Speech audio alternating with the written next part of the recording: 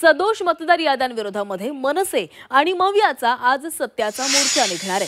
Fashion street ते मुंबई महापालिका मुख्यालय असा हा मोर्चा असेल। फॅशन स्ट्रीट पासून दुपारी 1 वाजता या मोर्चाला सुरुवात केली जाईल। मोर्चाचं मुंबई महापालिकेसमोर जाहीर सभेमध्ये रूपांतर होईल। तिथंच पुढील आंदोलनाची रणनीती ठरण्याची शक्यता आहे। मोर्चात मनसे, शिवसेना, उद्धव बाळासाहेब ठाकरे पक्ष, काँग्रेस, राष्ट्रवादी शरदचंद्र पवार पक्ष, शेकापसह आदी पक्षाचे नेते कार्यकर्ते देखील उपस्थित राहतील।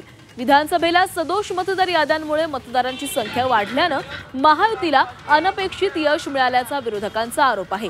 त्यामुळे आता मतदार यादीतील घोळ दूर झाल्याशिवाय निवडणुका होऊ नये अशी मागणी करण्यात येते। मविया मनसेचा हा मोर्चा असला तरी चर्चा मात्र ठाकरे बंधूंचीच होताना दिसतेय।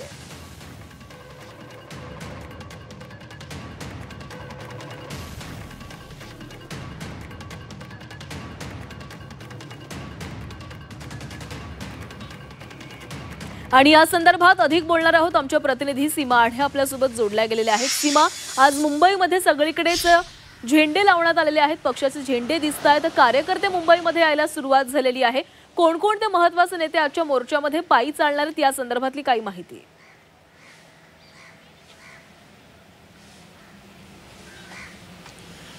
नक्कीच प्राची, आज होणाऱ्या मोर्चाकडे सगळ्यांचं लक्ष लागून आहे, कारण महत्त्वाचे नेते आज या मोर्चामध्ये सहभागी होतील आणि निवडणूक आयोगाच्या विरोधात हा जो मोर्चा आहे तो पार पडणार आहे। आणि ज्या ज्या शंका मतदार यादी संदर्भात आहेत त्या मागण्या आपल्या या मोर्चामध्ये ते सांगतील।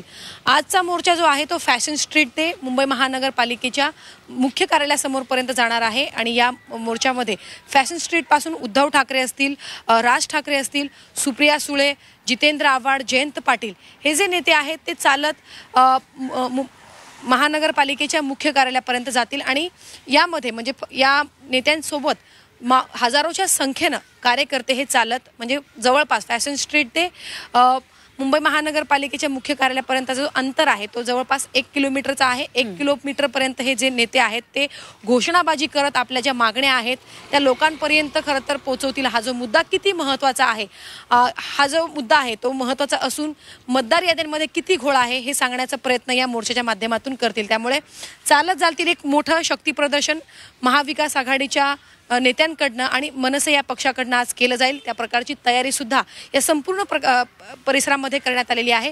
ही दृश्य आहेत फॅशन स्ट्रीट समोरची आणि इथे मोठे मोठे बॅनर्स आणि मोठ्या संख्येनं झेंडे प्रत्येक पक्षाचे या ठिकाणी आपल्याला पाहायला मिळत आहे। ही लढाई सत्तेची नाही तर सत्याची आहे। ही मतदारांची लढाई आहे, खोट्या मतदारांची नाही। अशा आशयाचे बॅनर मनसे या पक्षाकडनं लावण्यात आले आहेत। तर दुसरीकडे राष्ट्रवादी शरदचंद्र पवार पक्षाकडून सुद्धा मोठ्या प्रमाणात बॅनरबाजी करण्यात आलेली आहे।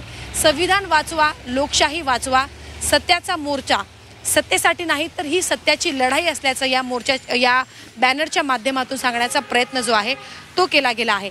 आता फक्त राज्याचं या मोर्चाकडे लक्ष लागून नाही तर संपूर्ण देशाचं लक्ष या मोर्चाकडे लागून आहे। कारण जो मुद्दा राहुल गांधी यांनी उपस्थित केलेला होता, जी शंका राहुल गांधी यांनी उपस्थित केलेली होती, तोच मुद्दा पुढे घेऊन जाण्याचा प्रयत्न आता महाराष्ट्रातील जे विरोधी पक्षातले नेते आहेत ते करताना आपल्याला पाहायला मिळत आहेत। त्यासाठी तयारी मागील काही दिवसांपासून सुरू आहे। प्रेझेंटेशनच्या माध्यमातून व्हिडिओ दाखवून कशा प्रकारे मतदार यादीमध्ये घोळ आहे हे सांगण्याचा प्रयत्न प्रत्येक पक्षाच्या वतीनं केला जातोय। आता जसं तू म्हणालीस की या मोर्चाच्या माध्यमातून फक्त महाविकास आघाडीचा जरी हा मोर्चा होत असला तरी चर्चा मात्र दोन्ही ठाकरे बंधूंची आहे। अर्थात तशा प्रकारची तयारी आणि वातावरण निर्मिती ठाकरे गटाकडून आणि मनसे या पक्षाकडनं करण्यात आलेली आहे। ठिकठिकाणी दोन्ही भावांचे फोटो बॅनरवरती पाहायला मिळत आहेत।